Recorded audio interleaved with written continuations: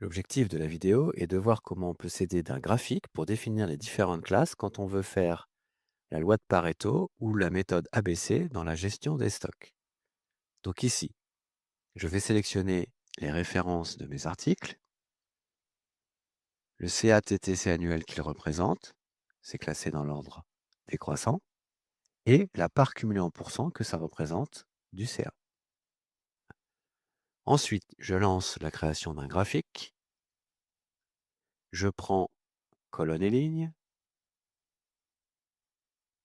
ce sont bien des données en colonne, la première ligne, ce sont bien des étiquettes, référence, CATTC, part cumulée, et la première colonne sont bien des étiquettes, ce sont les différentes références produits. Je fais suivant. Suivant, le titre, je vais appeler ça gestion des stocks. L'axe des X, ça va représenter les références.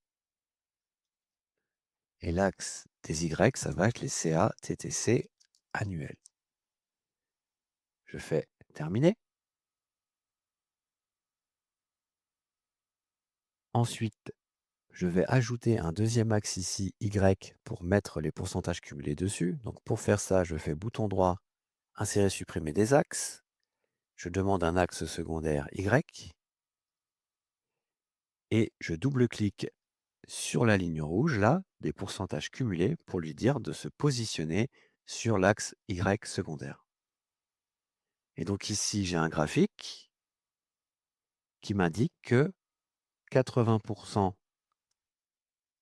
du chiffre d'affaires cumulé correspond à ces 5 références. Et il se trouve que ces 5 références font bien 20% de l'ensemble. Donc là, je vais avoir classe A pour les 5 premières, classe B pour les suivantes. Et voilà.